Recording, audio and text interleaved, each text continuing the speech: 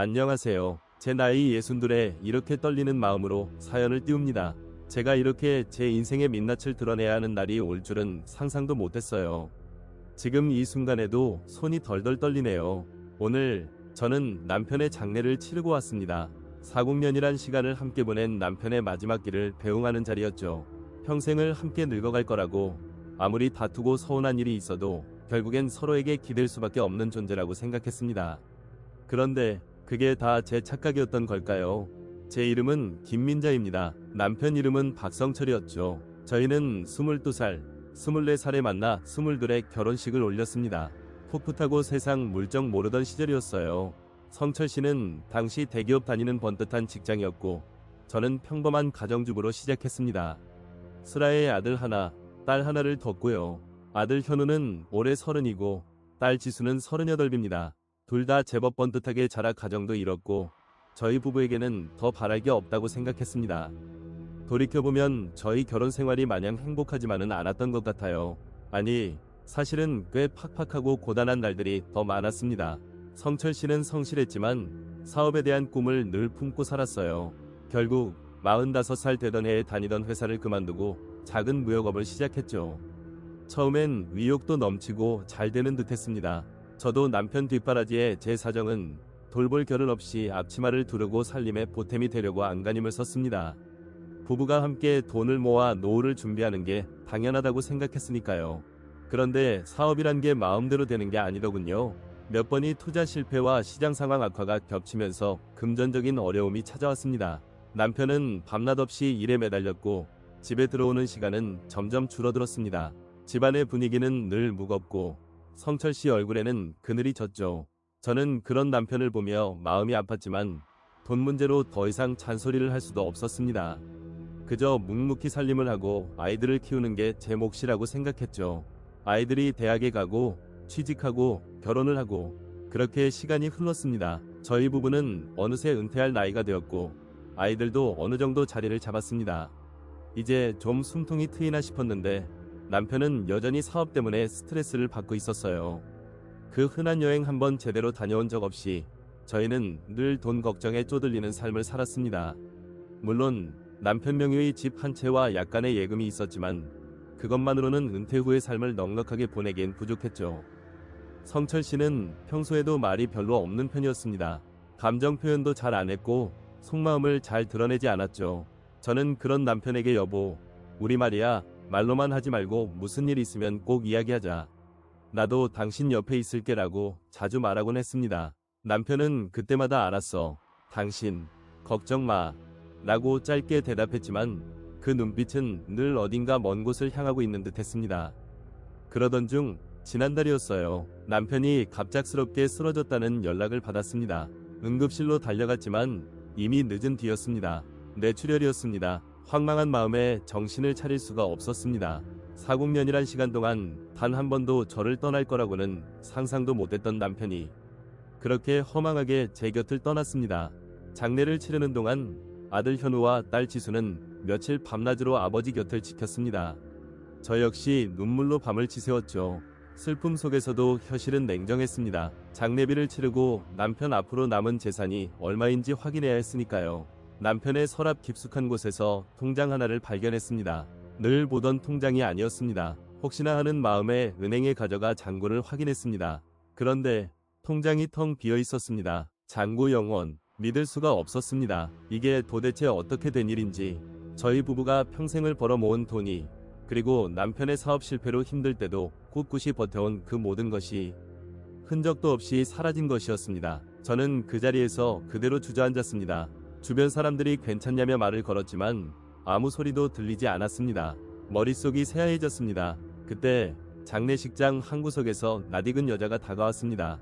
제 남편의 동생, 제 시누이인 박미영 씨였습니다.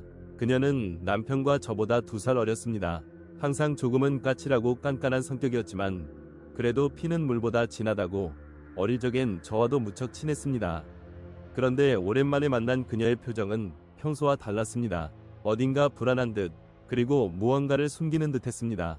미영 씨는 제게 다가와 언니, 힘드시죠?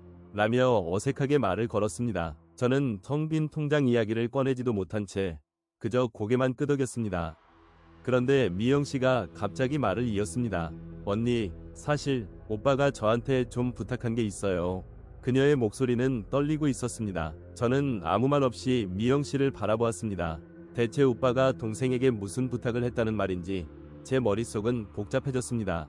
언니, 오빠가 예전에 사업이 너무 힘들 때 저한테 돈을 좀 빌려갔어요. 몇 년 전에. 그때는 정말 급하다고, 절대 누구한테도 말하지 말라고.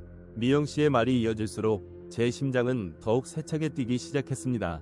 돈을 빌려갔다고? 얼마를? 제 기억으로는 남편이 사업 때문에 제게 손을 벌린 적은 있어도 동생에게 돈을 빌린 적은 없었습니다. 얼마나 빌려갔니? 제 목소리가 갈라졌습니다. 미영 씨는 한참을 망설이더니 작은 목소리로 말했습니다. 3천만 원이요. 언니, 그때 오빠가 정말 급하다고, 이러다 집까지 날아가게 생겼다고. 3천만 원. 은퇴 후 저희 부부가 넉넉하게 살기 위해 아끼던 돈이었습니다. 남편은 분명 사업으로 힘들었던 시기에 제게는 늘 돈이 없다, 힘들다고 이야기했는데 정작 동생에게는 돈을 빌려 사업을 계속하고 있었던 걸까요? 언니, 오빠가 약속했어요. 이번 달에 꼭 갚겠다고. 저도 언니랑 오빠한테 말하기 좀 그래서 그냥 기다렸는데 이렇게. 미영 씨의 눈가에 눈물이 글썽였습니다. 저는 믿을 수가 없었습니다. 제 남편 박성철 씨, 평생을 저와 함께 고생했다고 생각했는데 저 몰래 동생에게 3천만 원이나 되는 큰 돈을 빌려주고 그걸 갚지도 못한 채 세상을 떠났다는 사실이 충격이었습니다. 그것도 저희 부부가 10년 넘게 꼬박꼬박 모아온 은퇴 자금과 맞먹는 금액이었습니다. 그때 남편의 서랍에서 함께 발견했던 또 다른 서류 봉투가 떠올랐습니다. 장례 준비를 하면서 어지럽혀진 책상 서랍에서 나온 것이었죠. 저는 급히 집으로 돌아와 남편의 책상 서랍을 다시 뒤졌습니다. 그리고 그 봉투를 발견했습니다. 대부업체 계약서라는 제목이 선명했습니다. 심장이 쿵쾅거렸습니다. 안에는 놀라운 내용이 적혀 있었습니다. 남편은 몇 년 전부터 제게는 알리지 않고 고리의 대출을 여러 번 받았던 것입니다. 액수는 수천만 원에 달했습니다. 사업 실패 이후에도 계속해서 무리한 투자를 이어갔고 그 빚을 갚기 위해 또 다른 빚을 지고 또 지고 결국 제 명의의 통장에 남아있던 돈까지 남편은 몰래 담보로 잡혀 대출을 받았던 것이었습니다. 남편의 통장이 텅 비어 있었던 이유가 바로 여기에 있었습니다. 저희 부부의 은퇴 자금이 제 남은 노후가 남편의 그릇된 판단과 저에 대한 기만으로 사라져버린 것입니다. 저는 한참을 그 계약서를 붙들고 앉아 있었습니다. 억장이 무너지는 것 같았습니다. 40년 동안 저는 남편을 믿었습니다. 그의 성실함, 그의 책임감. 하지만 그 모든 것이 겉모습일 뿐이었을지도 모릅니다. 저 몰래 거대한 빚을 지고 그것도 모자라 제 통장까지 위험하게 만들었던 남편. 그는 죽는 순간까지도 제게 진실을 말하지 않았습니다. 그는 정말 제가 평생 믿고 의지할 수 있는 사람이었던 걸까요? 딸 지수가 제게 전화를 걸었습니다. 엄마, 괜찮으세요? 아직도 많이 힘드시죠? 저는 목이 메어 제대로 대답하지 못했습니다. 엄마, 그래도 아빠가 그렇게 힘들게 일하신 거잖아요. 저희를 위해서. 아들의 말도, 딸의 말도. 저는 이제 어떤 말도 위로가 되지 않았습니다. 물론 남편이 저희 가족을 위해 애썼다는 것은 알고 있습니다. 하지만 방법이 너무나 잘못되었고 그 과정에서 저를 속였다는 사실이 도저히 용서되지 않았습니다. 다음 날 저는 남편의 동생, 제 시누이 미영 씨를 다시 만났습니다.